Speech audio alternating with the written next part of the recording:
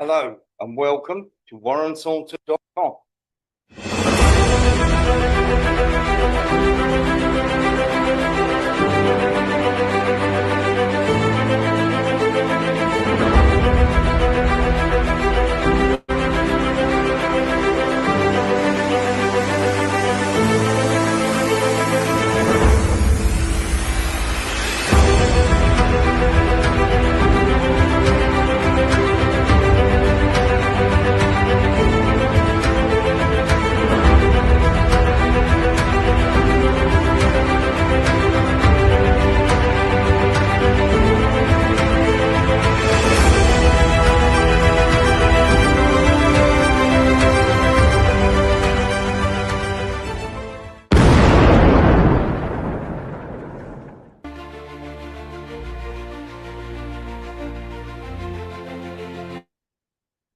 There we go.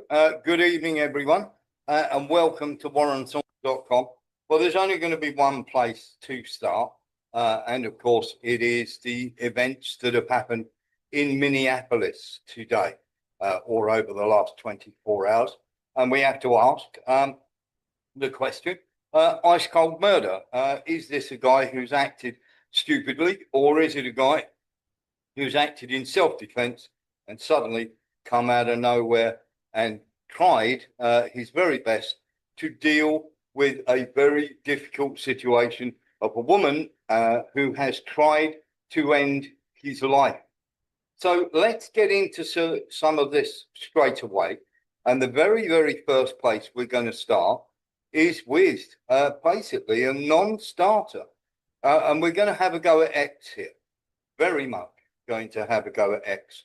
Because what they have tried to do is quite ridiculous. They've tried to put the age restriction on for anybody, and that includes people like myself.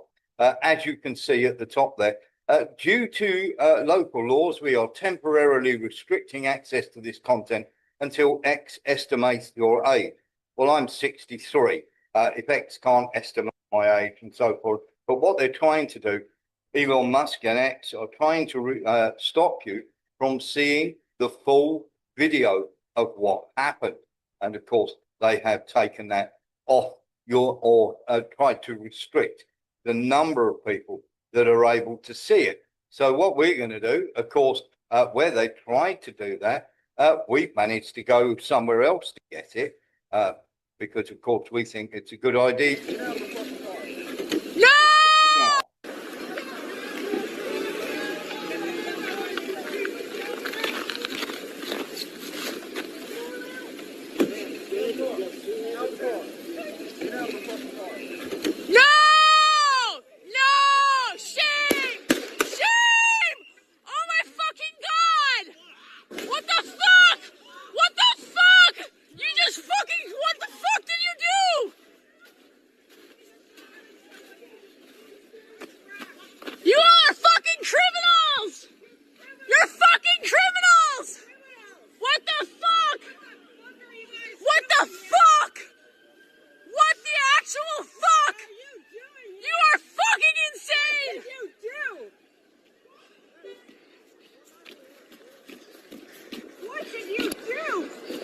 You!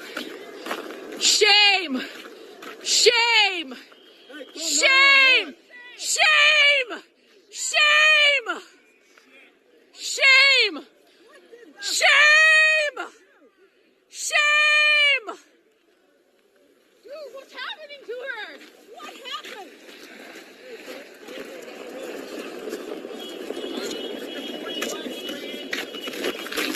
Dude.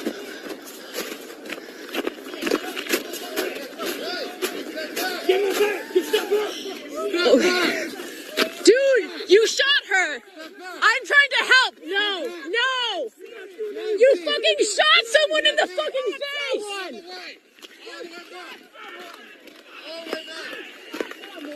You shot someone in the fucking face!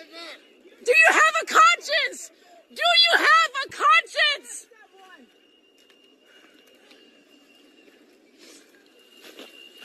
Don't let the murderer leave! Don't let the murderer leave! You guys are the fucking criminals. You don't get to tell us what to do. Fucking criminals. Don't let him leave. Don't let him leave.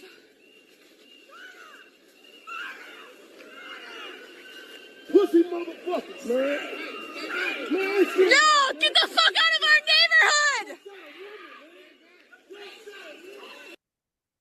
So there we are. There is a couple more minutes of that, of course. But the problem what we're seeing here, of course, is she was very, very close to where she lived. And of course, people are going, "Oh, what are you doing in our neighbourhood?" There is actually a bit of the video later on that says it's our neighbour. So what they've done is they've followed this woman all the way. Louis Bastos. The guy said to the woman, "Get out of the effing car." That, number one, is not a person who's a police officer. You don't insult people. Number one. Number two, they ran away. Okay, the people didn't stop the car, but the guy ran away. Nobody went to hospital from ICE. They all got in a car and left. Nobody went to hospital. My opinion. Yeah, Bad. That's manslaughter. Okay. Thank you very much for that, Eric Jones. Yes, sir. I've seen many news reports and everything claiming that she was from out of state and everything else. You say she lived down the street? Well, there is a video that says where she's turning around saying, "You shot my neighbour." So, Okay. there's a lot of nonsense going on about that. So, one of those will have to have that confirmed. But there is a video there saying, "What have you done? You just shot my neighbour." So, and that is one of the videos. And we'll get to that in a short while. Sean Murphy and then Lee Williams. Well, on the face of it, I think people probably thought it was the two. It was the two guys who actually approached her car that were involved in the shooting. In fact, they weren't involved in the shooting. No. As she drove off, and she wasn't driving off or at the guy that shot her. She was driving past him. Yeah. And he just opened fire on her for no apparent reason. She hadn't hit anybody. She hadn't endangered the two guys who had approached the car. And she certainly wasn't endangering him from the look of it, because she wasn't aiming the car at him. She was driving off, and he was quite a few feet from her. Or he wasn't exactly right by the car. He just opened fire through the window at her, and that was it. So he wasn't endangered at all either. So I don't know where they come up with, his life was in danger. It certainly didn't look that way. Well, here we can see it again, and we're just going to stop it at various points here. There's the two guys who get out of that car. Done for murder. Yeah, hang on 2 seconds. They haven't drawn their weapons. Now she's reversing there to try and get a line to drive away.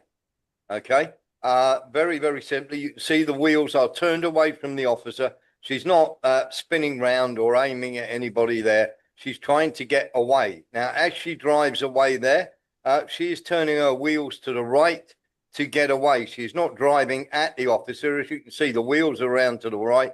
And at that point, he opens fire. So let's just have a look at that again. Here, as she goes to drive, he pulls out his weapon there. His weapon is now drawn, and he shoots her through the front of the windshield. And then he shoots her through the side window and aims another round at her. Have a look again. Yeah, he shot her through the windscreen and then through the side window. Now, what is the point and what is the reasoning for a second shot? Lee Williams, you wanted to ask? The one question I was going to ask, will this gentleman get done for murder? Because there's no reason to have shot that woman for just apparently doing nothing. She wasn't doing nothing wrong.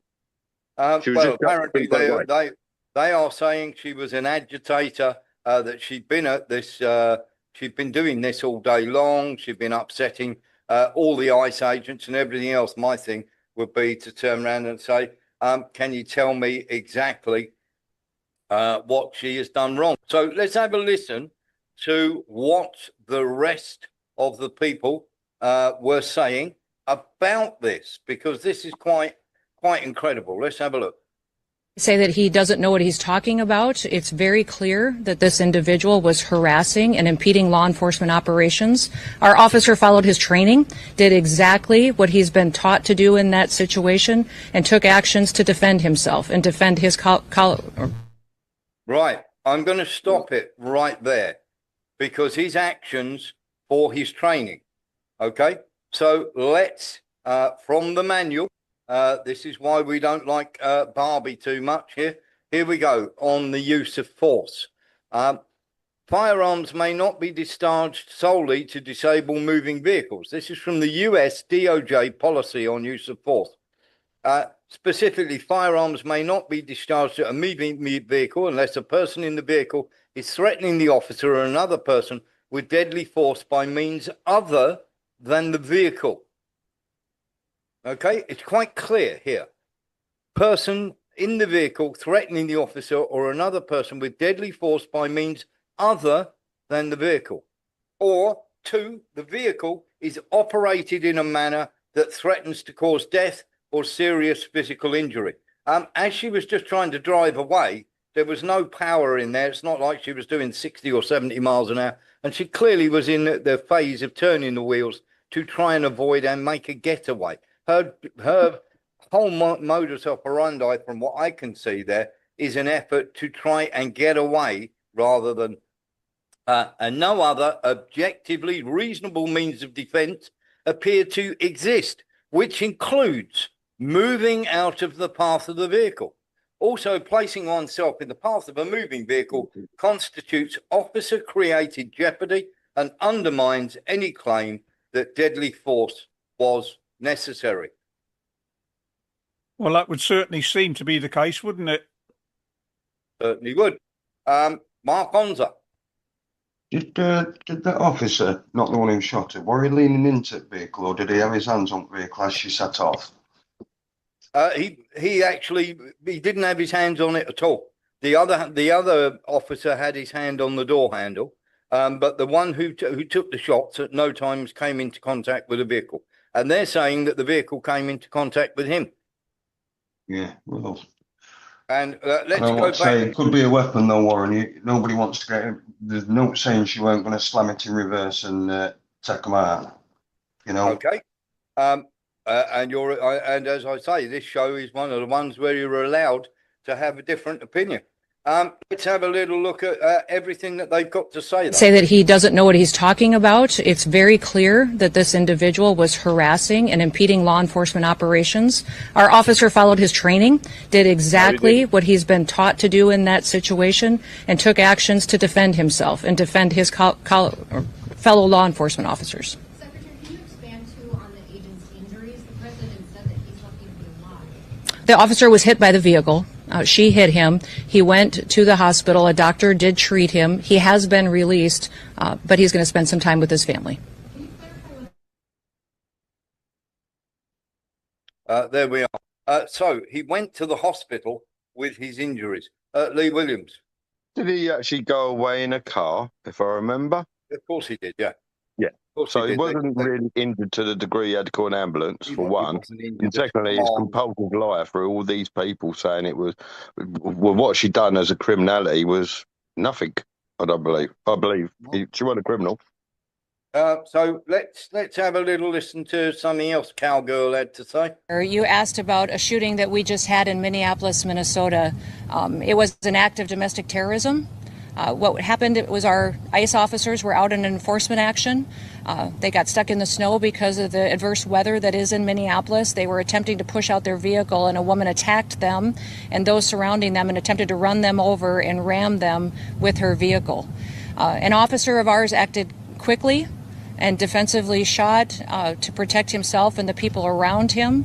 And my understanding is that she was hit and is deceased. We're continuing to gather more information, but this goes to show the assaults that our ICE officers and our law enforcement are under every single day.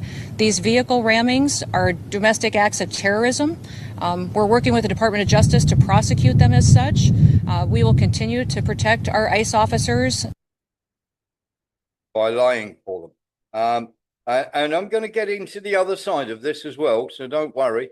If you are one of those people who thinks, "Oh no, this is," but we're gonna have a little talk on, shall we say, the nonsense that's come out from this, because there is all sorts of absolute nonsense coming out from both sides of the argument here, and it is quite staggering, and of course, it should get you well and truly annoyed here. Let's have a little look then. This is from Donald Trump. I have just viewed the clip of the event which took place in Minneapolis, Minnesota. It's a horrible thing to watch. The woman screaming was obviously a professional agitator, and the woman driving the car was very disorderly, obstructing and resisting, who then willfully, violently, and viciously ran over the ICE officer, who seems to have shot her in self-defense. Based on the attached clip, it is hard to believe he is alive, but he's now recovering in the hospital. The situation is being studied in its entirety, but the reason these incidents are happening is because the radical left is threatening, assaulting, and targeting our law enforcement officers and ICE agents on a daily basis. They're just trying to do the job of making America safe. We need to stand by and protect our law enforcement officers from radical left movement, violence, and hate. So that is Donald Trump's take on this. He was later challenged on his take, and he was challenged whilst he was giving an interview to the New York Times. And of course, he was showing the video, which clearly showed that wasn't the case, and turned around and said, "Well, that's not what I see as far as I'm concerned." And of course, he refused and in fact doubled down on it, as have J.D. Vance and many others. Now, let's get into a couple of other things that are really, really important here. Let me say this right from the word go. If you weren't there, if you were not taking part in a protest, getting in the way of these officers and whatever, you would not have ended up getting shot. Okay? It's very, very simple. You should not have been there. You should not be instructed in any way getting in the way of ICE officers carrying out their legal and lawful duty. Having said that, people may well think, having viewed the evidence, that this guy lost the plot. And of course, there are many people that are doing that at the moment. There is stuff like this coming out. I stand with ICE. From the department, from Caroline Leavitt, really. And they are the government, or shall we say the administration, is doubling down on everything that they're saying took place. They are not backing off at all. Of course, the other side are turning around and saying murdered by ICE. And of course, she was a woman with, how can I put it? She's with I believe, a transgender partner. She's a lesbian, well lefty, into all sorts of stuff, with a 6-year-old child. And of course, she's being described as a domestic terrorist. And of course, people are now, how can I put this, going well over the top in all of this. Now, this is a damning picture here, because that shows the officer firing into the car a second time from point blank range. If he can't see that he's hit her in the face when he shot his first shot from front on. Now, and of course, that is going to probably be the most damning thing. It's quite obvious that he didn't follow his training. We've read you out the training manual and what the training manual says about this. And of course, people are going to start doubling down on all of this when it comes to this nonsense. It is, of course, you have to start looking at everything that they're saying and everything everybody else is saying. Because, of course, when we have a little look at this, this is how the car ended up. And, of course, there is no question at all, that one of the rounds you can quite clearly see and we'll put up a picture for you that shows this. You can clearly see went straight through the window, and another round that has been shot not only hit her, but another round that was shot has also caused, shall we say, damage to the wing mirror as well when it deflected off. So in all, there were 3 shots fired, and as you can see there, quite clearly, the second one was or certainly the first one would have harmed her, but the second one was clearly an execution shot. And of course, the fact that they drove away very, very quickly after is going to be of some concern. Now, the woman who's died, her name is Renee Good. And of course, she was a known activist. So some are saying.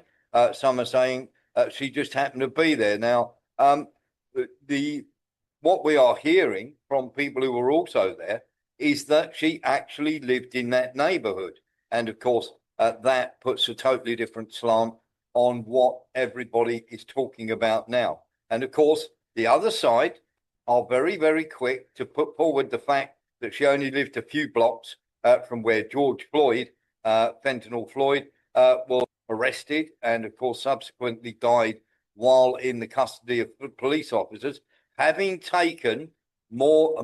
swallowed enough fentanyl to kill a small horse.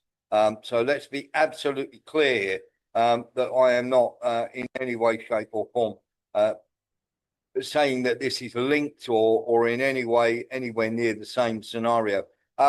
We will be showing later on after you leave for the subscribers the whole hour of the body camera that includes George Floyd in the ambulance trying to be revived afterwards, includes his arrest, includes them being called to the scene. So the body cam footage that wasn't played in the court for the jury when Derek Chauvin was convicted. But we will be playing the whole hour of that so you can see it right from the word go. Now, there are many people coming out in defense of this ICE officer. Here's one of them.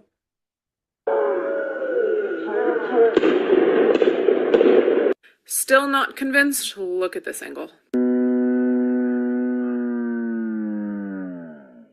So we can look at the car tyres. You can see them spinning on the ice. She's definitely turning the tyres away from the officer.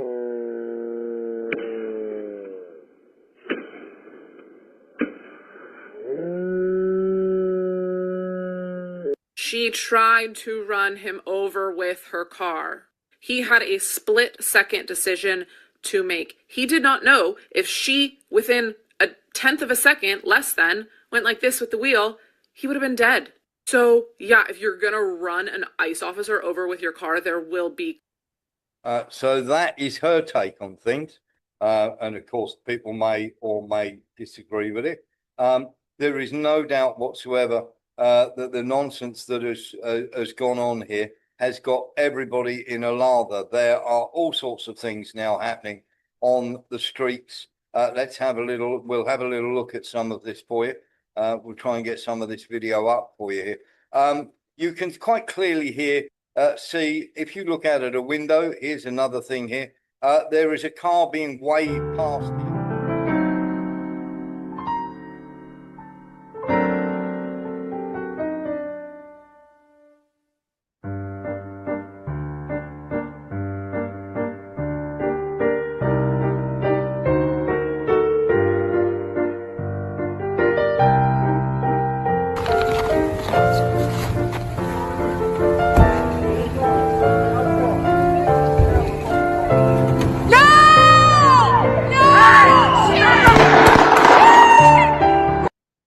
Now, she clearly wanted to turn the other way and drive off the other way. And of course, she wasn't allowed to do so or wasn't permitted to do so. But you can see her waving a car past. So she wasn't actively trying to stop any cars at that moment in time. You know, there's lots and lots of people who will turn around and say different. Mark Honza. If there's any truth that she'd been agitating him all day, what say she's not been tormenting him What say she's not against these ICE people being in their area, and she's a raving lefty. You know, I mean, they do bring it on themselves, Warren. You know what the actions are like.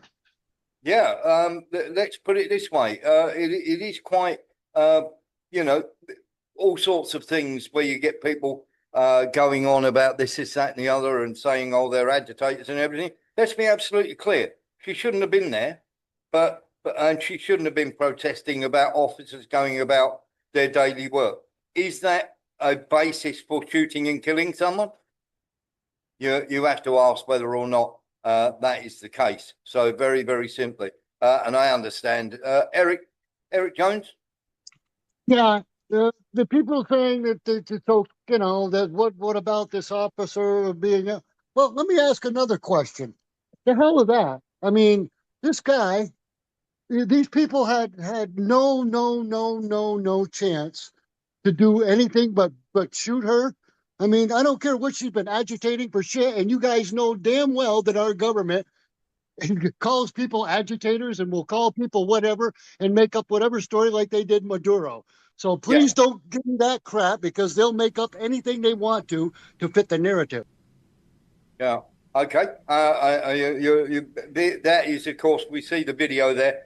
You can quite clearly see he is not injured in any way, shape, or form. John Murphy. I was just about to say that. You can see that he's walking with speed. He's not limping. He hasn't. In fact, I doubt if the car even touched him, to be honest. Well, let's have a closer look, shall we? He's just walking away. One more angle on it. That's all right. You're allowed to be, Peter. You can quite clearly see it's hardly brushed him, if anything. And of course, we have his training. He's not supposed to get in the way. He's supposed to move out of the way. He's not supposed to put himself in that position. And there's no reason for him to be able for doing that. And of course, we're going to get lots and lots of that. But there are other things that are, shall we say, underlying in this. Now we've got massive protests everywhere. Have a look at this.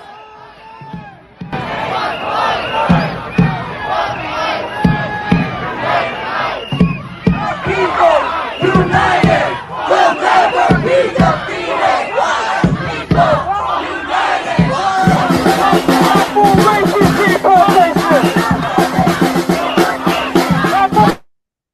So there are protests now starting everywhere because of this. Rather than coming out and sort of going, right, we put the officer to one side for the time being. We're going to see what happens. We're going to try and look at this first of all before we make any judgment. Right now, the officer is suspended. And what we're going to do is we're going to be looking at this. Well, that was a nice protest. This is what happened at the scene after the shooting.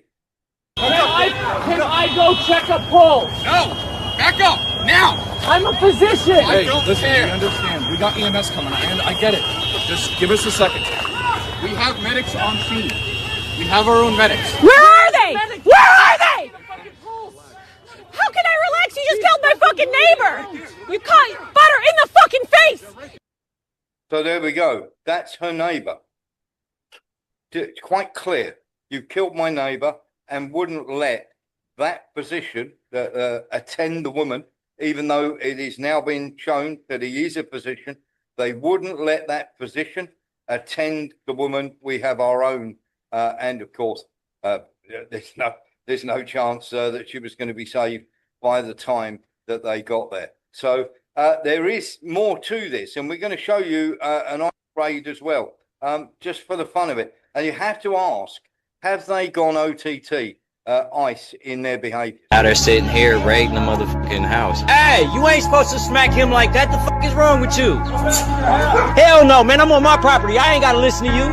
Hey, you ain't got a search warrant. You can't come over here, man. Hey, look, I got you all on camera right now. I'm on my private property. Hold on, man. You're under arrest. For what? You're interfering with my even there we go. So, of course, if they're there to arrest people, that's absolutely fine. But when they start doing things like that, you have to ask, have they been allowed or have they got too much power? And, of course, everyone and his wife are having a word about it. The video you're about to watch is disturbing, but we cannot look away.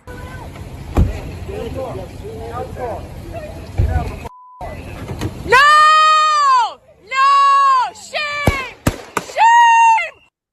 Now, I don't know about anybody else, but my take on this is the guy has clearly gone OTT here. And his training or whatever training he's supposed to have had has not done any good here whatsoever. But we have to say, there is a video. Try going out and back in again, Alexander. It may be sometimes that your feed is not too good, and therefore that's the reason you can't see the video, buddy. So the problem that we have here, of course, is it's never black and white. It really isn't. Because you always have people who would turn around and go, well, what about so-and-so? What about so-and-so? And all the rest of it. And of course, this happens. This does happen. And of course, when you look at this, here's the protest. We're going to show you exactly what this has kicked off now, with the failure of anybody to do anything about it. Oh my God! Drag him back! Go back to the sidewalk! Go back!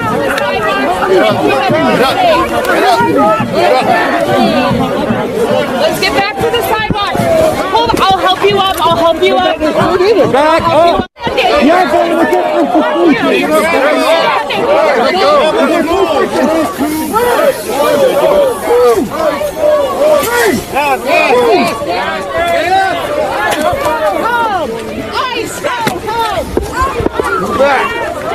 You're a fucking real tough guy, man. You're a fucking tough guy.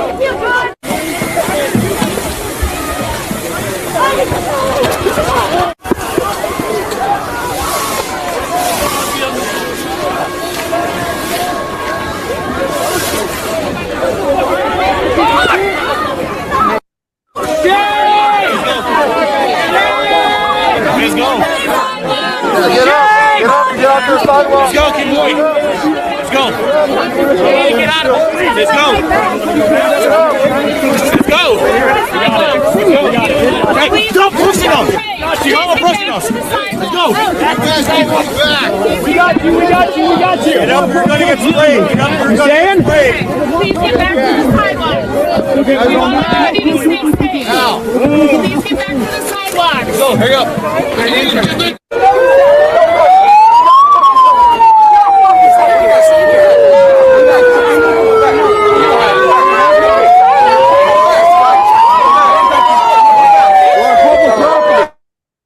So there we are. In the case of this gentleman who's obviously gone a little bit, shall we say, OTT.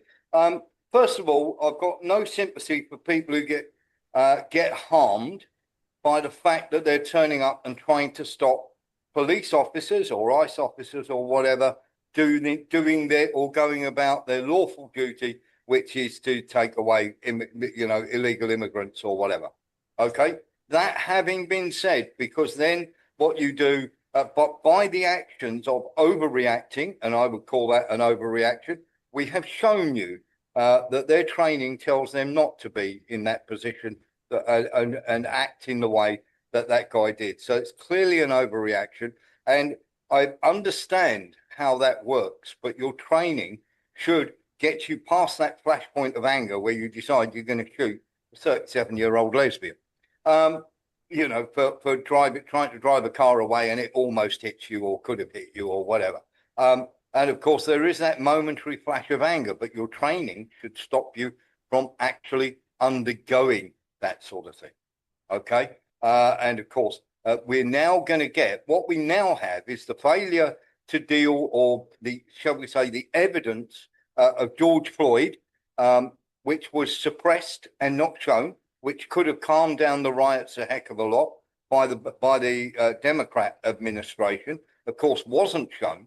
And here we have the actual stuff being shown, but literally everybody in the State Department turning around and saying, oh, no, there's nothing wrong there. She was clearly trying to kill him. That clearly isn't the case for me. It may be the case for you. But of course, as I say, it's not a great look, and it's only going to get worse because there's going to be lots and lots of riots now, and that plays into the hands of the loony lefties who've been sort of winding this situation up, where we knew it was going to happen sooner or later. Anybody who didn't think that this situation was going to come to a head and somebody was going to get killed doing all these stupid things that they're doing, of course, is rather crazy. Now, you will get people going, oh, yeah, but what about Ashley Babbitt? You know, there are layers to this. Ashley Babbitt, of course, who was unarmed and got killed. There are people who have been in the middle of demonstrations or riots and have driven through a crowd of people. That can happen, and in fact has happened on quite a few occasions. So it's not, shall we say, clear cut. And I think every single one of these has to be treated as an individual case. If you don't treat it like an individual case, then of course you can get major problems. Take, for instance, this. How would you react if you were faced with this situation going about your daily business? Let's have a look.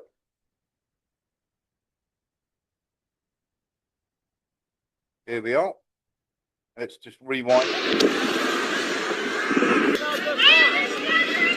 Motherfuckers, where you going now?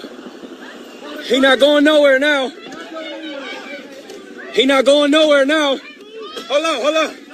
Hold up. Hold up. He not going nowhere now. He not going nowhere now.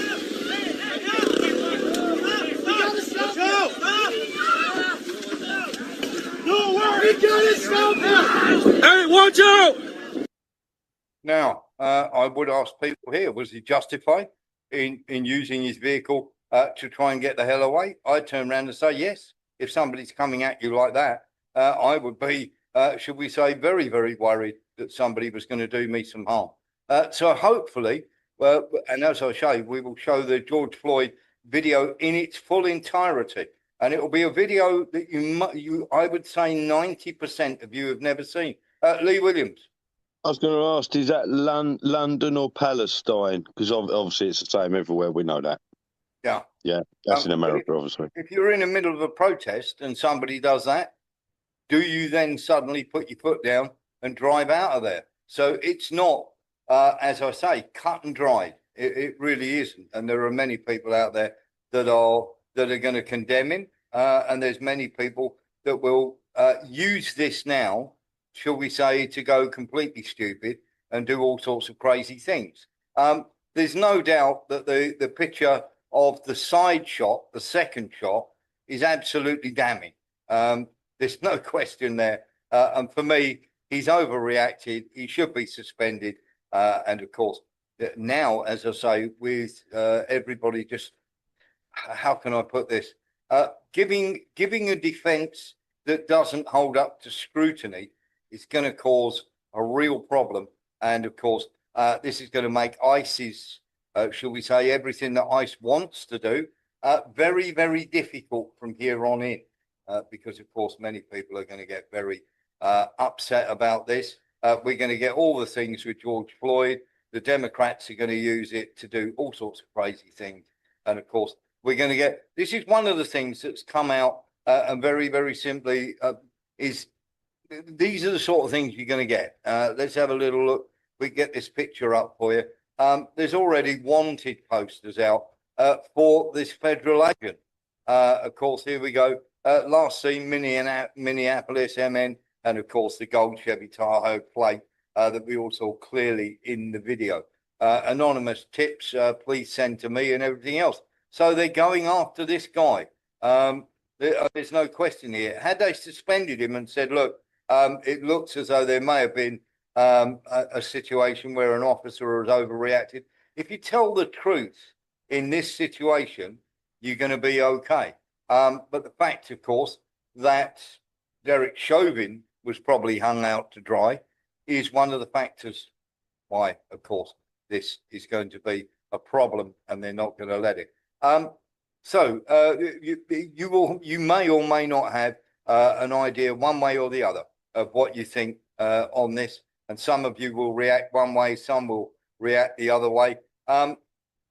Something that was very troubling and quite worrying, is the fact Kristi Noem, of course, is known as a wall slapper. She's very much along those lines. And there are other slightly, should we say, things that maybe need investigating on top of that. Here we go. The ICE, there we go. And there are many people that served in the IDF that are now working for ICE, top-ranking US Immigration and Customs Enforcement. ICE officials and agents are participating in training programs in Israel. Why? These exchanges are typically organized by private organizations such as the Anti-Defamation League, the ADL, the American Jewish Committee, and the Jewish Institute for National Security Affairs, called JINSA, rather than being official, mandatory US government training. So one would ask, why are ICE being farmed out to learn their trade from Israel? And of course, just in case, this is something even more weird. Here we go. The Department of Homeland and Security date joined July 2008 in Israel, Tel Aviv. And there we go. Username changes off the Israel App Store. That's the US Department of Homeland and Security. What on earth is that doing being linked to Israel? Eric Jones. Well, that certainly explains the shooting now, doesn't it? It does seem quite crazy, doesn't it? And what you have to ask, my question would be, what sort of training are you getting? Do you get what I mean? Lee Williams. I was going to ask, would it be irritable to actually ban having two passports? If you're an Israeli and you live in Israel, then you've got an Israel passport. Why have they got a German, a French, or European, American, UK passports, as well as their Israel passport? That's my one question. It is quite staggering, isn't it? And I had no idea until somebody pointed it out to me that, of course, is going on, or that had gone on. I was sort of looking at it and going, why on earth would that be? Why on earth would they be farming the people out to Israel, the ICE people out to Israel to get their training? No. Answers on a postcard, please, because I found that quite troubling and quite disturbing, and I don't think that is something that should be happening. You may have a different view on that, but I'm looking at that and going, why on earth are they getting training from there? I don't get it. Let's move on then. I think we've covered enough of the topic on there. There is another topic that we do need to start covering, and several other topics that we need to start talking about. Let's have a little look at this, because this is, shall we say, quite entertaining and quite straightforward. A ton of cocaine, pure cocaine worth hundreds of millions, is smuggled into the United States. Sound familiar? Not the way this ton of cocaine got here. According to what the former head of the Drug Enforcement Administration told Mike Wallace, this drug shipment got here courtesy of what he calls drug trafficking by the CIA in partnership with the Venezuelan National Guard. While rumors of CIA involvement in drug trafficking have circulated for years, no one in the U.S. government has ever before publicly charged the CIA with this kind of wrongdoing. And it's not the kind of accusation anyone in government would make without thinking long and hard. Let me understand what you're saying. A ton of cocaine was smuggled into the United States of America by the Venezuelan National Guard? Well, in cooperation with the CIA? That's exactly what appears to have happened. Until last month, Judge Robert Bonner was the head of the Drug Enforcement Administration, the DEA. And Judge Bonner explained to us that only the head of the DEA is authorized to approve the transportation of any illegal narcotics like cocaine into this country, even if the CIA is bringing it in. Let me put it this way, Mike. If this has not been approved by DEA or an appropriate law enforcement authority in the United States, then it's illegal. It's called drug trafficking. It's called drug smuggling. So what you're saying, in effect, is the CIA broke the law. Simple as that. I don't think there's any other way you can rationalize around it, assuming, as I think we can, that there was some knowledge on the part of CIA, at least some participation in approving or condoning this to be done. Judge Bonner says he came to that conclusion after a 2-year secret investigation conducted by the DEA's Office of Professional Responsibility in cooperation with the CIA's own Inspector General. And what reason did the CIA have for promoting this drug smuggling? Well, the only rationale that's ever been offered is that this would lead to some valuable drug intelligence about the Colombian cartels. Over half of the Colombian drug cartel's cocaine crosses the border with Venezuela on its way to the United States and Europe. Back in the 1980s, the CIA was mandated by then-President Reagan to develop intelligence on the Colombian drug cartels. And so the CIA, with Venezuela's Guardia Nacional, or National Guard, set up an undercover operation, a drug smuggling operation in Venezuela that could handle the transshipment of the Colombian cartel's cocaine on its way to market. The plan was to infiltrate the cartel, and it worked, for the CIA National Guard undercover operation quickly accumulated this cocaine, over 1.5 tons, that was smuggled from Colombia into Venezuela inside these trucks, and then was stored here at the CIA-financed Counter-Narcotics Intelligence Center in Caracas. The center's commander and the CIA's man in Venezuela was National Guard General Ramon Guillén Davila. I tried to work together with them. I was always aware that they were not telling me everything they were doing. Annabelle Grimm was a DEA agent with 18 years' experience when she was made agent in charge in Caracas. And she says that the CIA station chief, James Campbell, and this man, Mark McFarland, the CIA officer in charge at the center, told her that to keep the undercover smuggling operation credible, they had to keep the cartel happy. And the way to do that was simple: deliver their dope, untouched by U.S. law enforcement, to the cartel's distributors, their dope dealers in the United States.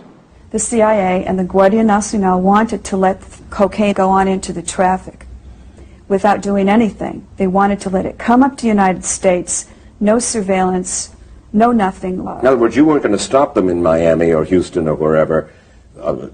These drugs were simply going to go to the United States and then go into the traffic and eventually reach the streets. That's what they wanted to do, yes.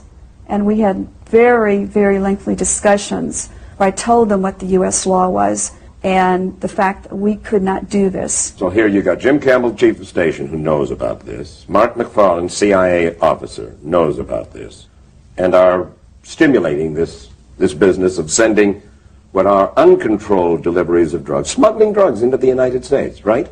Right. Why in the world would they want to do that? As they explained to me, that this would enable them to gain the traffickers' confidence, keep their informant cool, and it would result in future seizures of larger quantities of drugs.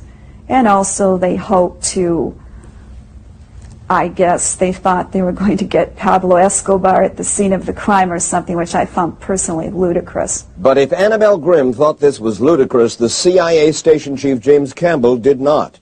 He enlisted the assistance of CIA headquarters in Washington to get approval for the drug shipments. And his bosses at the CIA in Washington went over Annabelle Grimm's head directly to her bosses at DEA headquarters in Washington. They made this proposal, and we said, no, no way, we will not permit this. It should not go forward. And then, apparently, it went forward. So there we are. And on top of that, of course, when we're talking about the war on drugs, have a listen to this. What is the reality of the war on drugs? Is it what we're told? I'll begin by asking you a question. Have you ever seen the Netflix series Narcos? Yeah. Okay. So you know how the good guys are the DEA agents, and just as they're going to go in and capture the cartel head, the CIA guy comes in and screws everything up. Yeah, that's real life. Because the CIA doesn't give a shit about drugs. The CIA gives a shit about running their arms and communism and counterterrorism and influence. They don't care about drugs. They laugh at those DEA guys. You know, the cocaine situation in the 80s with Nicaragua. We don't need to get into the details, but there's credible evidence that at the very, very least, the CIA decided to look the other way as that cocaine was sent to the United States to be made into crack to change the completely American society of the period.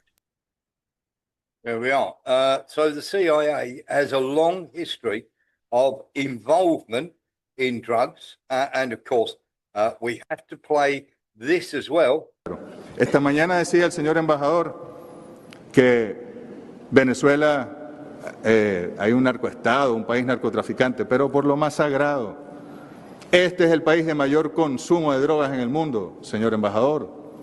¿Cómo llega esa droga? Es que ustedes no tienen drones, satélites, tecnología aduanera. Of course, we've got the guy talking there, and we'll let you know. So it's 7 years since in 2018, he was Venezuela's foreign minister, and he dismantled the same narrative of drug trafficking that the US is using to continue to attack Venezuela. He asked the same question that everybody should be asking: where are the constraints in the United States so the drugs do not pass? The cartel, he is saying, and said then, is not inside Venezuela, actually inside America itself. So, of course, that is something that you sort of have to look at, wonder what's going on. Lee Williams.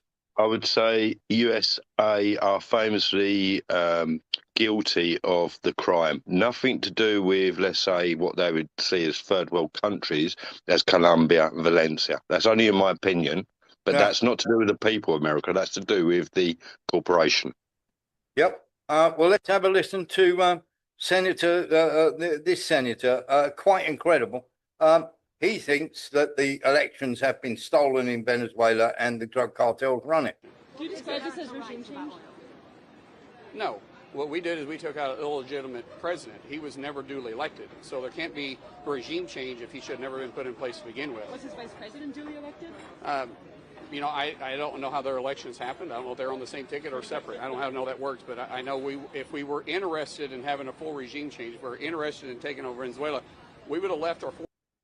A regime change, which is a cute word for saying overthrow their government.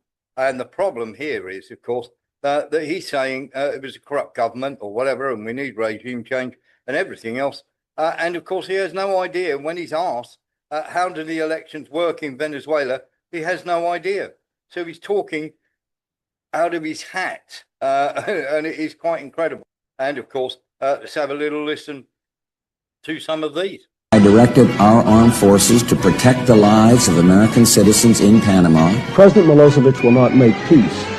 We will limit his ability to make war. We have no ambition in Iraq except to remove a threat. The United States is acting with a broad coalition that is committed to enforcing United Nations Security Council resolution. They took all of our oil from not that long ago, and we want it back. There we are, the same playbook being used. And, of course, Jeffrey Sachs has had something to say on this. What he's had to say on this is well worth listening to. Have a listen to this. Iran had a functioning democratic government in 1953, led by Prime Minister Mossadegh. Mossadegh's idea in 1953 was that the oil that was under the ground actually belonged to the Iranians, where the British knew that it belonged to the British. So when the Iranian Prime Minister, democratically elected, said, "This is our oil, it's under our ground," the British government knew that it had to overthrow him. And it connected with the U.S. government, and they made a secret operation to overthrow Mossadegh and to install the Shah of Iran and to make a police state under U.S. control. If you add up all such regime change operations by the United States between 1945 and 1989, at the end of the Cold War, 64 covert regime change operations by the United States, mostly CIA-led. Okay, so when we talk about regime change operations, and of course Donald Trump turning around and saying this, very simply, if Iran is going to kills peaceful protesters, which is their custom, the United States of America will come to their rescue. We are locked and loaded and ready to go. This is Israel once again taking part in this, and of course they've got flamethrowers. They've got Kalashnikovs, and of course, they've got all sorts of naughty toys in Iran. For instance, shotguns.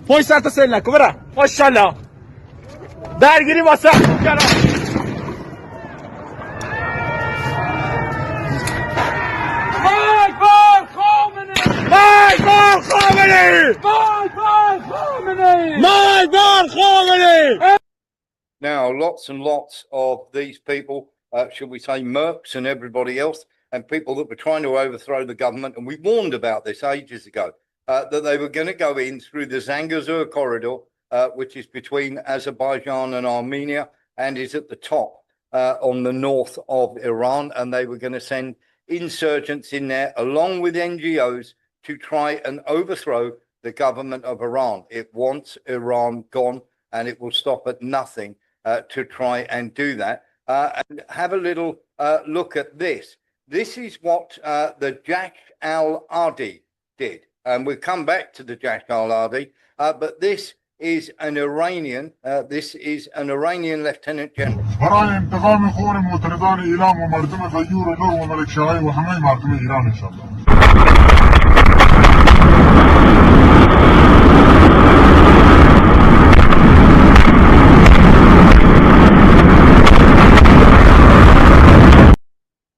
So that is members of the Jash al-Adi. And what have they got to do with the price of chips? Have a look at this.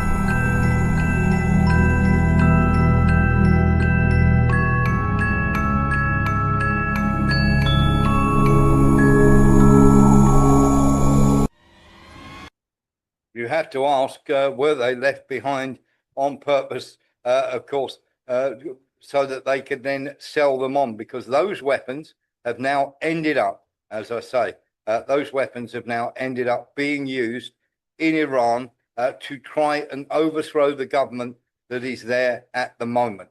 And of course, as I say, you're going to see more and more of this coming. It's not going to stop. And of course, they're coming at you, coming at them. Marjorie Taylor Greene has been out and talking as well about Venezuela. You've been very critical of Trump's attack on Venezuela, calling it a betrayal of MAGA. What are you hearing from America First voters and constituents that you talk to about what's happening in Venezuela? It's been striking to me to see the confusion, people trying to figure out where they're supposed to land, and supposed is a key word there, supposed to land on that issue. Here's what I have to say. I served on Homeland for 3 years. And drugs killing Americans is a serious issue. Fentanyl overdose deaths in my district skyrocketed by 280%. But fentanyl was coming across the Mexico border, and that comes from Chinese chemical precursors.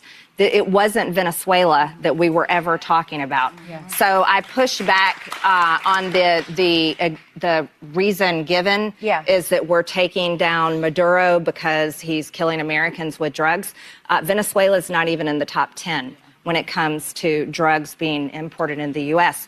So you can't hold Maduro accountable and not hold Mexican cartels accountable, who are number one. So that doesn't work for me. Number two, we campaigned, and I went to countless Trump rallies and stood on the stage with the president and stood on the stage with other Republican candidates and said, America first, no more regime change, no more foreign wars, no more foreign intervention, enough of this.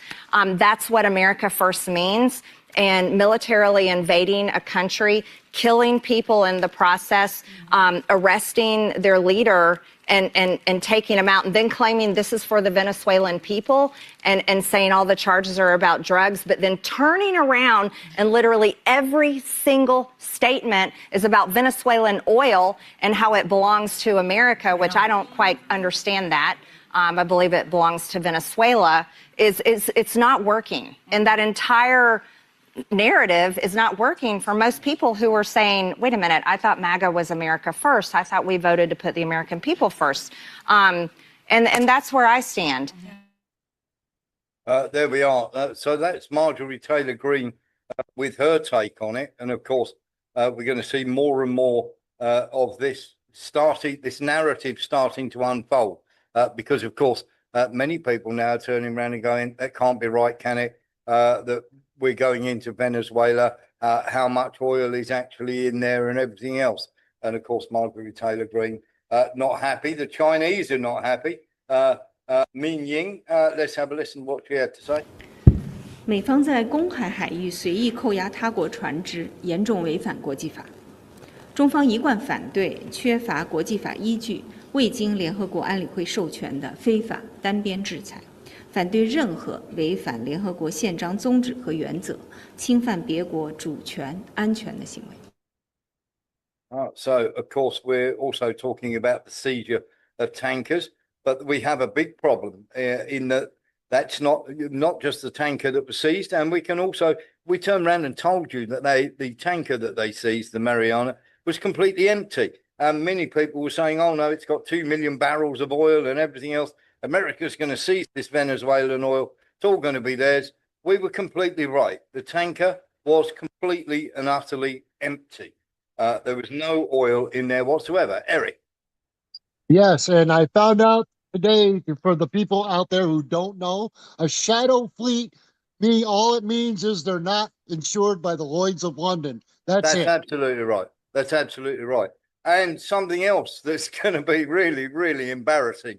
Now, of course, is we're talking about the tanker, of course, that was seized.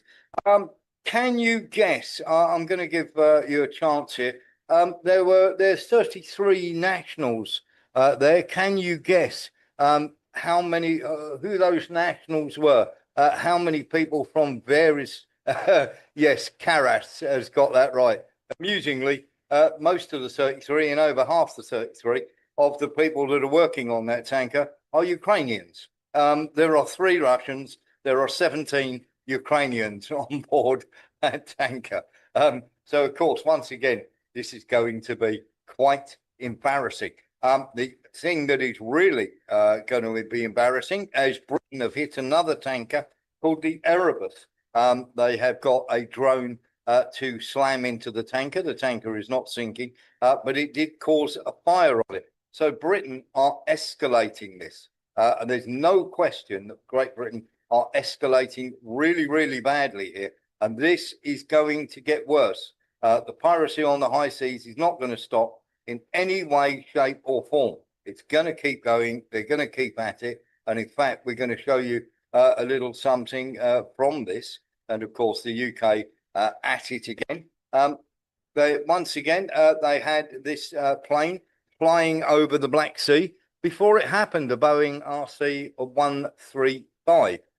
So anybody who's turning around and saying that the UK are going to sort of slow down on this, the UK are actually accelerating this, would you believe?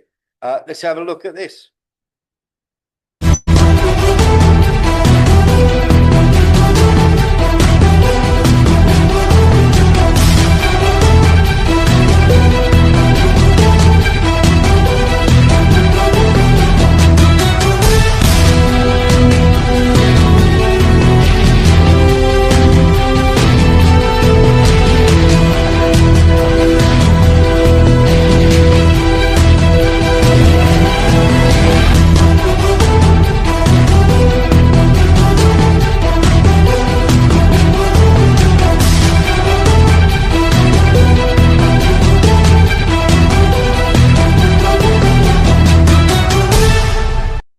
Now, the British and the Americans were practicing boarding this tanker for a week before they did so.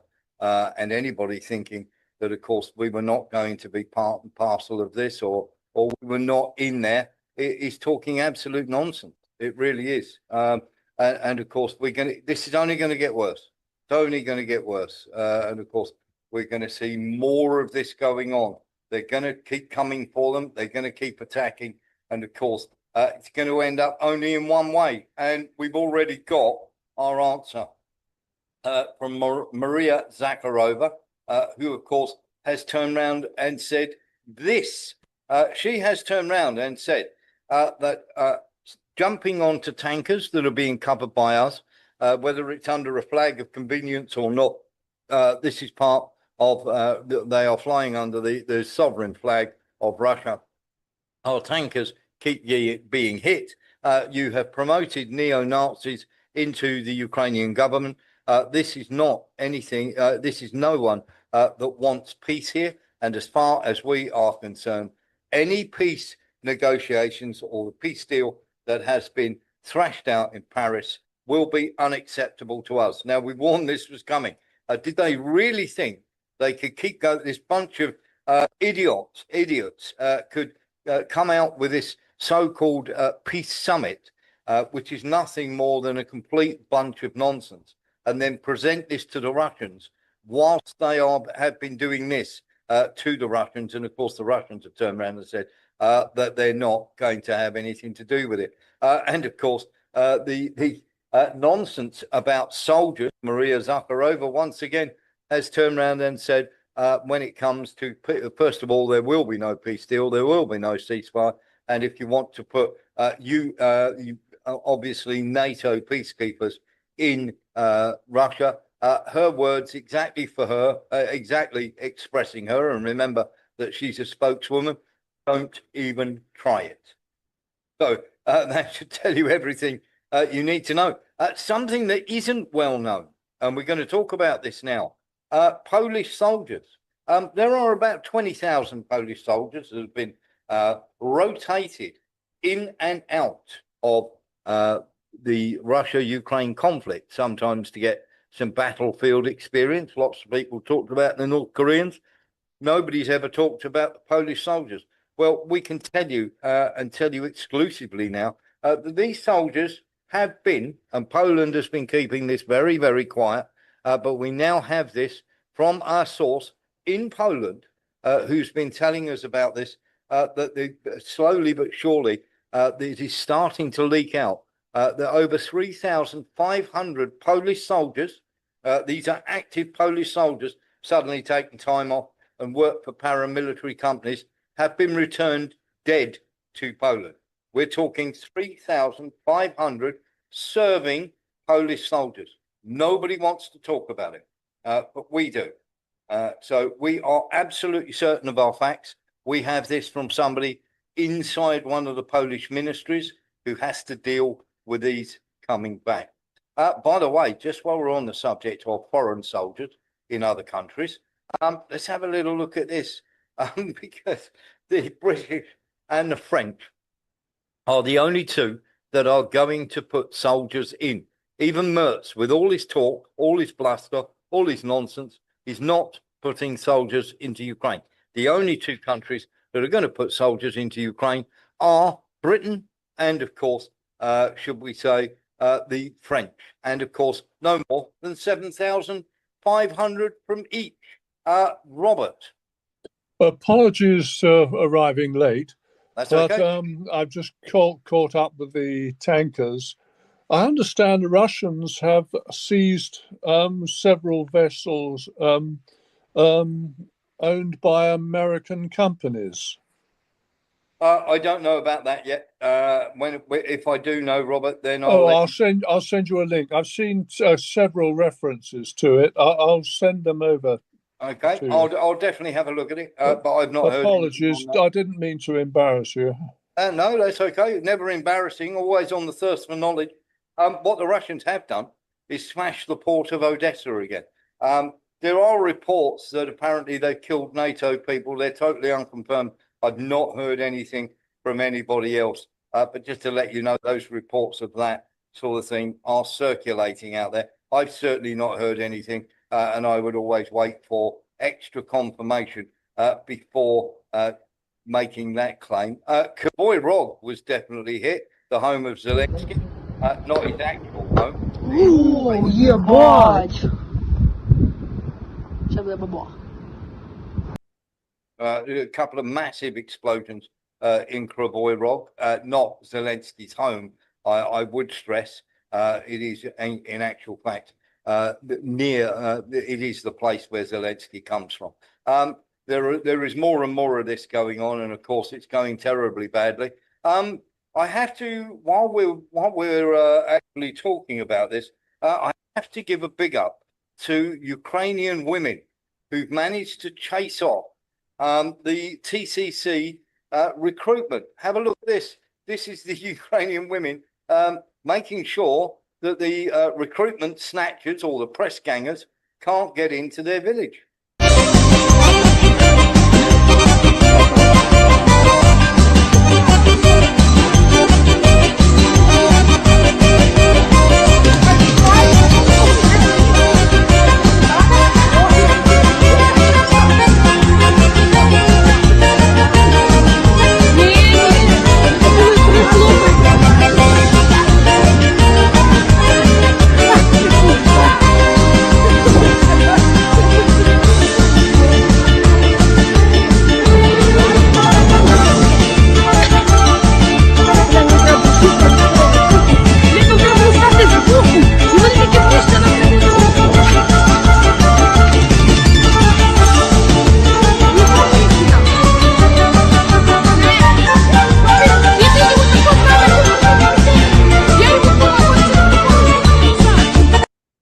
Amazing what a few women with a Dachshund and a few pitchforks can actually achieve. Ukrainian men toughen up here because if they can chase them off, you sure as hell can. We're going to show you a little something as well. This is AI, but Rybar have put together a rather good reason why of exactly, or shall we say, an animated version of why armored columns are so now unsuccessful on the front line. Have a little look at this.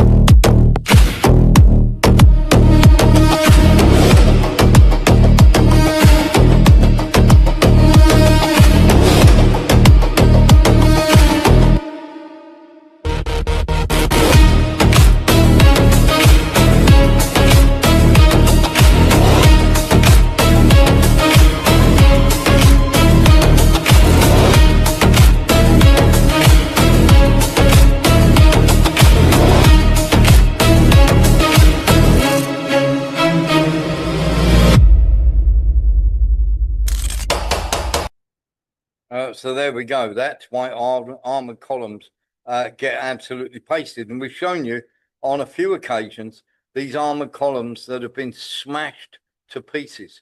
And of course, many of these are smashed to pieces with artillery. Now, when it comes to artillery and to long-range rockets and, shall we say, artillery pieces, nobody's better at designing these, oddly enough, than the people that they say are incredibly backward in North Korea. Let's have a little look, shall we, at the precision factories, and there are 47 of these, banging out hypersonic rockets and artillery pieces.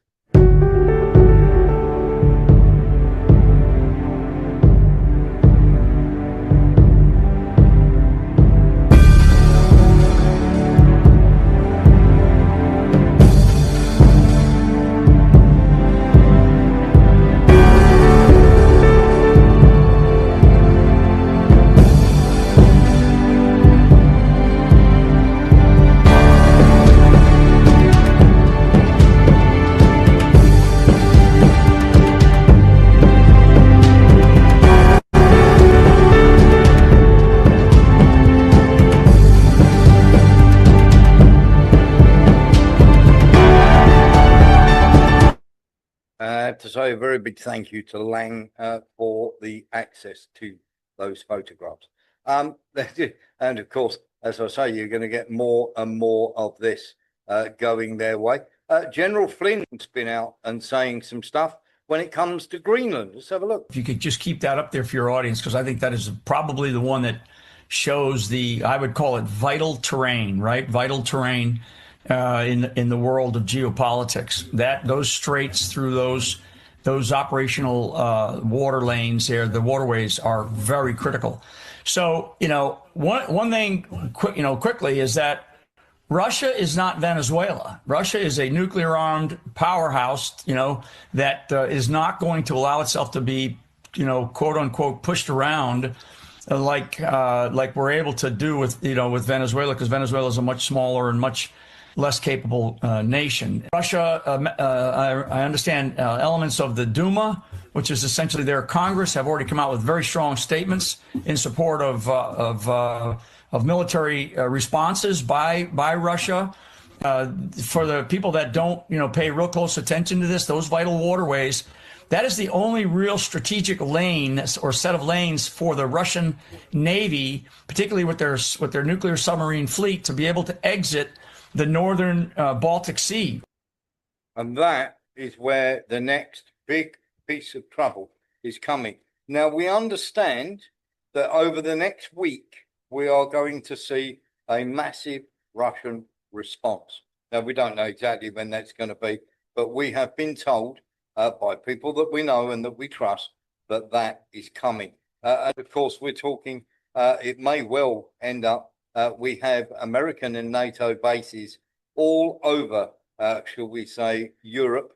We've got Belgium, and then, of course, Bosnia, Herzegovina, Bulgaria, Estonia, Germany, Greece, Iceland, Italy, Kosovo, Netherlands, Norway, Poland, Portugal, Romania, Spain, Turkey, and the United Kingdom, where, of course, we have American bases. And we are being told that if the current situation carries on, the Russians are not frightened of escalating. Now, I hope to God that's not true, because if they do escalate to that point, then we're going to be in trouble. And of course, we've still got the nonsense coming out from Starmer, of course, who is wanting your children to literally go and fight for the UK.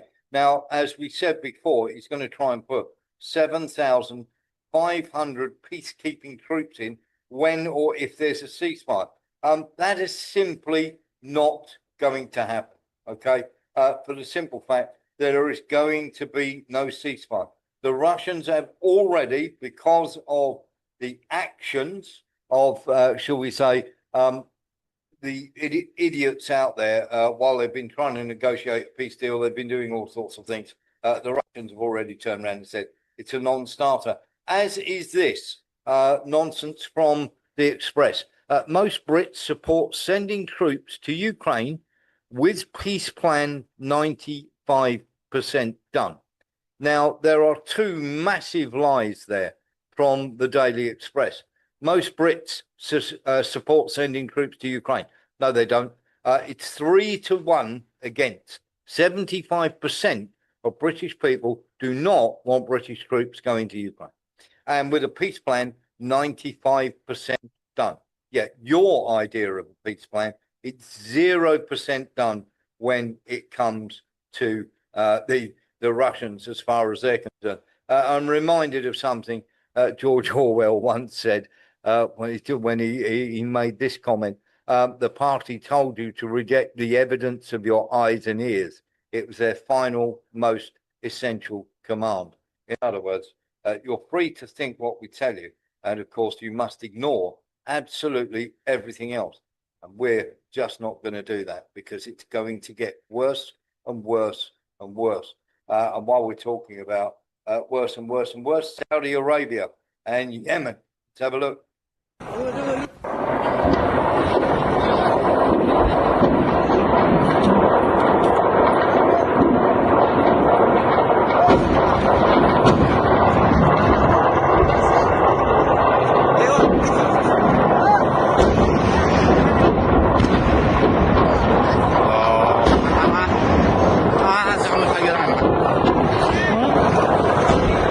جوه الراجل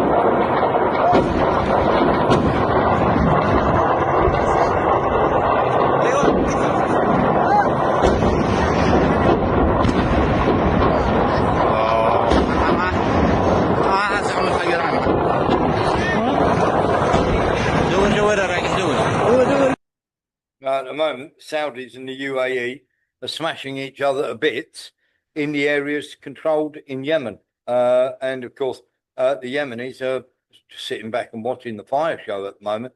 And they're not really getting involved in it at all themselves, because while they're pounding each other, the Saudis are not firing 2 rockets a day into Yemen. I'm going to play you a little bit now of Brian Belletti, because he has been saying lots and lots of things that have come true. And of course, many, many people turn around. Some people do like Brian Belletti, some don't. But of course, the US media has, of course, turned around and said, no, it had nothing to do with it. The CIA, everybody's been coming out and saying, we've had nothing to do with attacking Russia.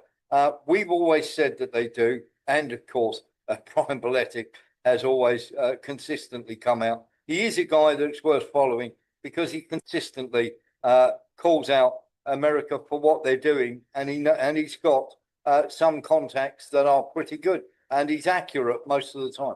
The U.S. launched a war of aggression against Venezuela. So, I mean, everything that I predicted about the Trump administration continuing on with all the neoconservative wars that President Bush, Obama, and Biden were picking up and carrying on with as each took their turn in office, everything that I warned about has now unfortunately come to pass. And I'm going to read this article, which is about the U.S. dirty war against Russia and revelations from the Western media itself, U.S.-based media itself, that the U.S. is essentially attacking Russia itself, and it's simply doing it under the cover of assisting Ukraine. They're attacking Russia, and they're specifically attacking Russian energy production, oil, essentially. And the U.S. last year attacked Iran, another major oil producer, and now they have just attacked Venezuela, another energy producer.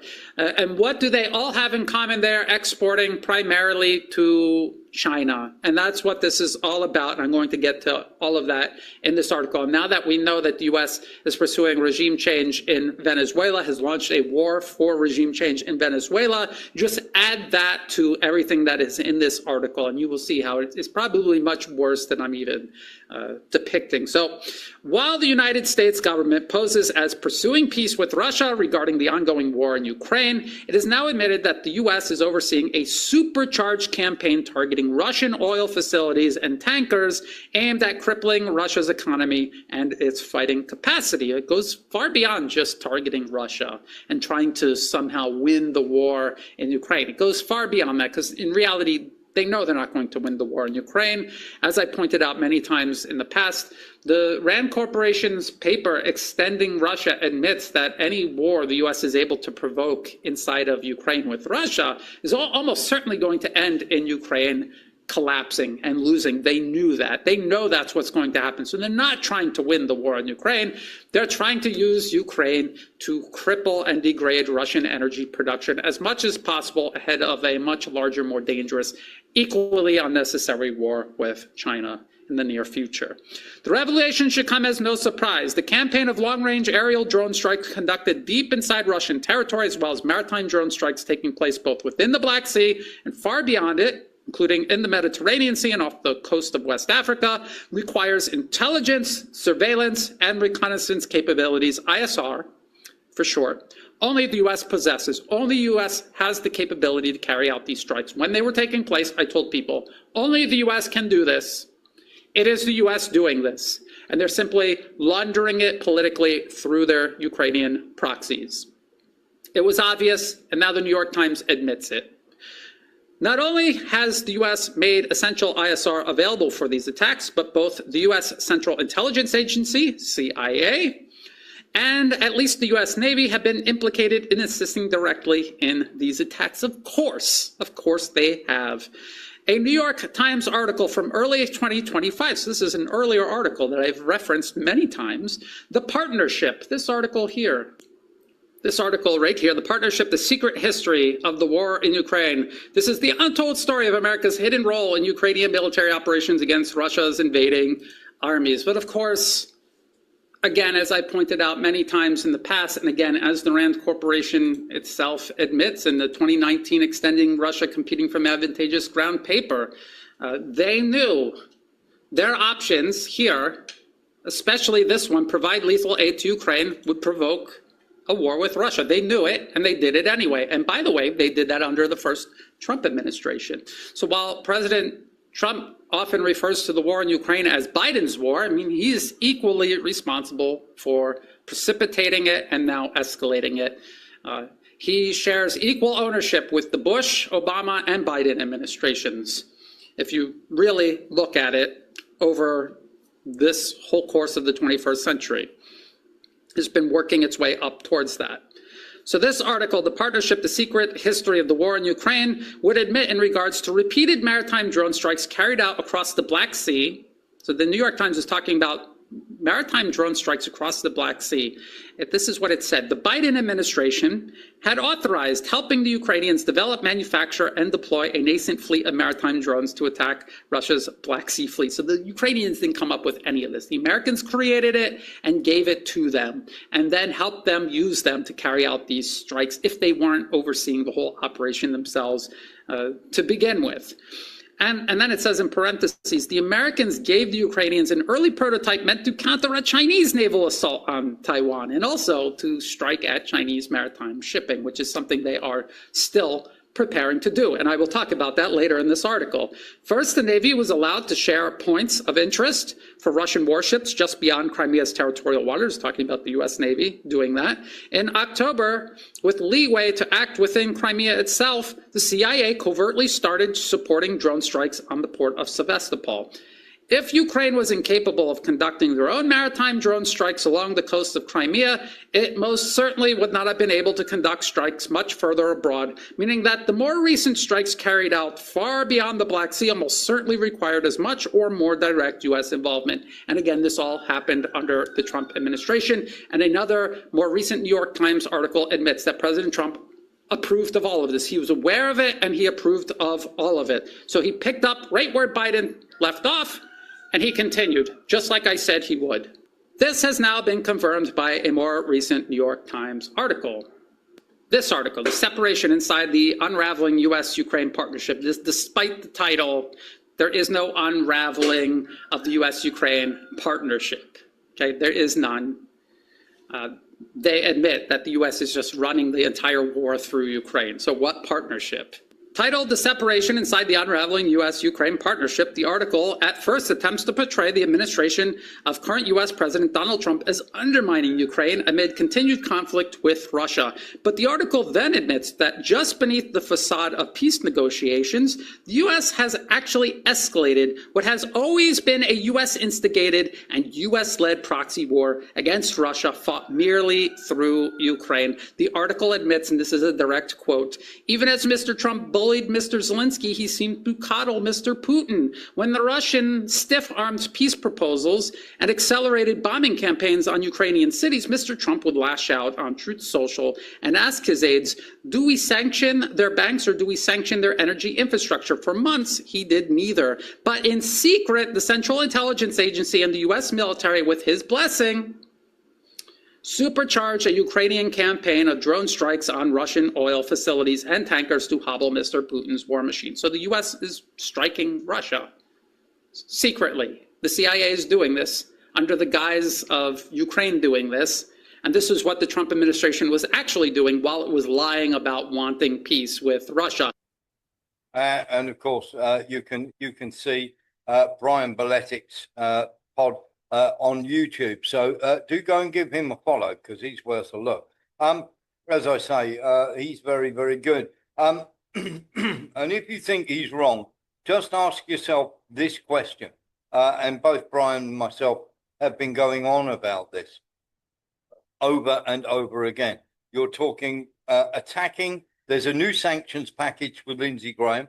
The EU are getting another sanctions package together. Witkoff and Kushner are going and talking to the EU as well as Zelensky with the economic packages that they're looking then to freeze so that they can get all the minerals in the ground, whilst they're trying to cut Russia's oil off and cut off revenue. And of course, launching attack drones at Zelensky's presidential palace. And of course, you've had literally Christopher Freeland and of course, Budanov moved into the corridors of power alongside Zelensky. So you've got the demilitarization, which is not going to happen because they're talking about putting troops in and building up Ukraine's army tenfold from what it originally was before the SMO started. The denazification is not happening. If anything, it's intensifying around Zelensky, with Budanov, obviously, and getting Zaluzhny ready to take over from Zelensky if he doesn't play ball, and Krista Freeland going in as well. Given her past, we all know what that is. So that's the demilitarization and the denazification, and of course the no to NATO. But they're talking about putting troops in there. But of course, the peace deal won't be happening because the Americans have turned around and said, of course, that they will not be giving security guarantees. So of course, everybody else putting troops into Ukraine is a non-starter. And the only reason they want to do that is they just want to keep NATO buying the weapons from them, the rest of Europe buying weapons from them. Their energy and everything else is going through the floor. And while they're paying top dollar for it from America, America have no reason to cease what is going on because they're not direct. They can make out they are not directly involved whilst doing the operations from obviously a good long distance away. So anybody thinks for one moment that everything's going to be absolutely hunky-dory, you've only got to listen to Lindsey Graham. And of course, Lindsey Graham is backing a brand new sanctions package that has been given the green light. And of course, he's all over social media telling everybody how great the administration is because they're doing exactly what he wants. Donald J. Trump is not Barack Obama. He has your back. And to the Ayatollahs, you need to understand, if you keep killing your people who are demanding a better life, Donald J. Trump is going to kill you. Change is coming to Iran. It'll be the biggest change in the history of the Mideast to get rid of this Nazi regime. To the people of Iran, help is on the way.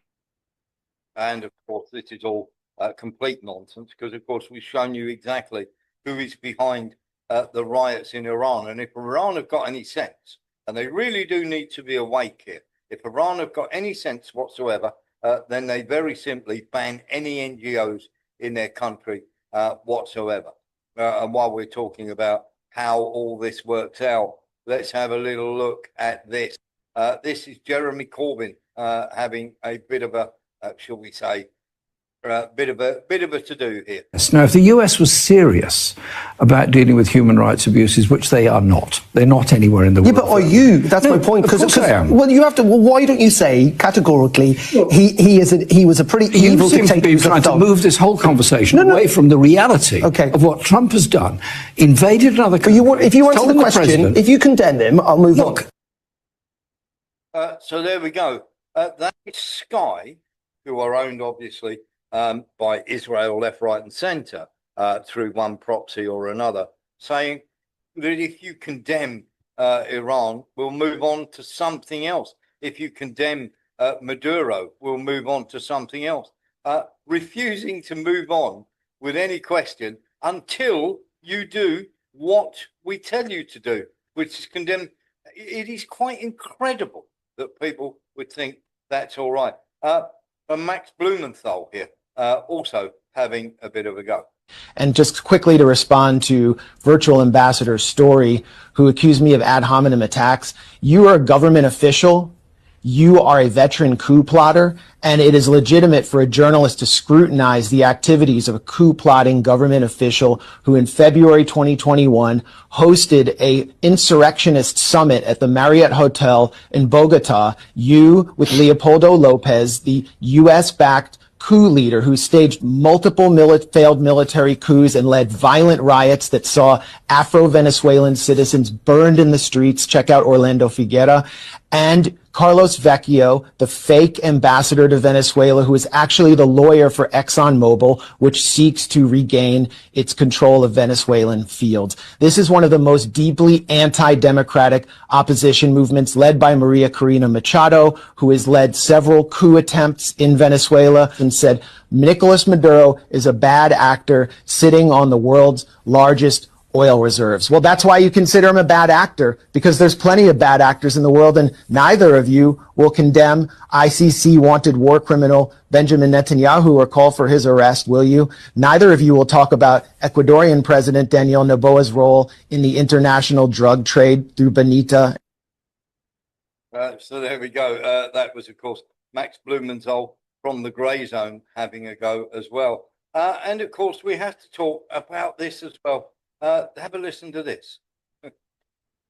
Regards to the cocaine, President Trump knows, I mean, to make our economy great, we have to be safe in our country.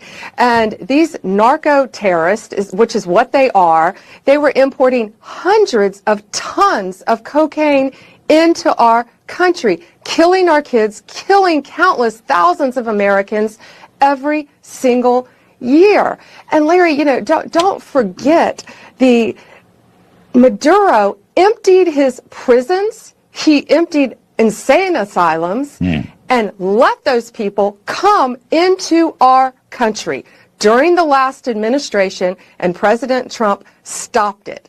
Now he is sitting in the Southern District of New York, where he and his wife, Celia Maduro, will be held accountable for their crimes. This isn't just a drug dealer. You know, he's a monster. He's a narco terrorist, and she's also charged with 3 of the counts. Larry, they supplied these drug dealers with machine guns, with grenades, with everything to further their cocaine conspiracy and what they were doing around our country. They put hits on people, murders, kidnappings, assaults, anything on anyone who stood in their way. Now, let's be absolutely straight here. This is a woman who was able to get all sorts of charges and find all this out because, of course, as you know, we showed you that they were being fed this information by the actual cartels that work in Venezuela and, of course, by the Rodriguez sister and brother team who were getting together with the CIA to fund her with, or furnish her with all this information of how this sort of thing works, but of course that Maduro wasn't any part of. And this, of course, is going to be the narrative that finds her guilty, that finds them both guilty. And this is this is a kangaroo court. There is no such thing here as Maduro being found not guilty, not even a 0.1% chance, because imagine what would happen if he is found not guilty. It's simply not going to happen. The American administration are not going to allow that to happen. And of course, when we're talking about Pam Bondi, she can get all this done, but she can't charge anybody whatsoever who is on the Epstein list. Quite incredible, of course, when they go on about that. This is the latest thing that we've got. Protests are starting all over the place. Stop supporting ISIS crimes! No more! City Council cut the ties! Stay hard man! Now, so far, it hasn't got to epidemic levels, but from what I am hearing, I had an email while we've been in the middle of the show that says that there are various NGOs by Soros that are going to be used to try and literally blow America apart, rather like the riots that they had a long while back, if you remember, with the George Floyd riots. And very shortly, we're going to be showing you that whole video of what went on with George Floyd. So hopefully you can stay with us for that. We're going to have a little look at a couple of other things as well. Let's have a little look at this. 700,000 being spent for turnstiles to stop fare dodgers. Let's see how that works.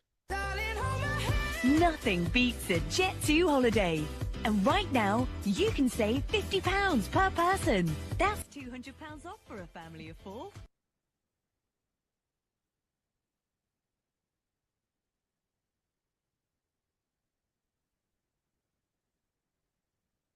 How to dodge the fares. Does seem quite incredible, doesn't it?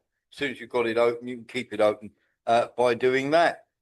In China, they have a wonderful way of teaching kids about static.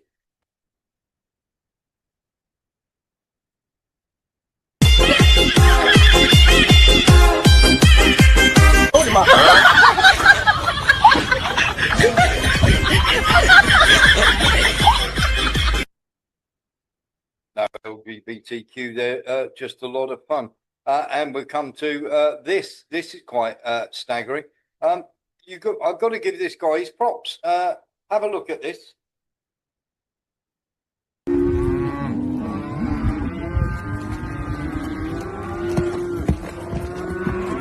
on, baby! Hang on! Hang on! Oh, oh, oh, Good boy. Good boy. There we go. Well done. Very simply, thank you very much for watching. We are going to be leaving anybody but the subscribers in a second, and thank you for watching the show. I hope you've enjoyed it. But the next section is for subscribers only.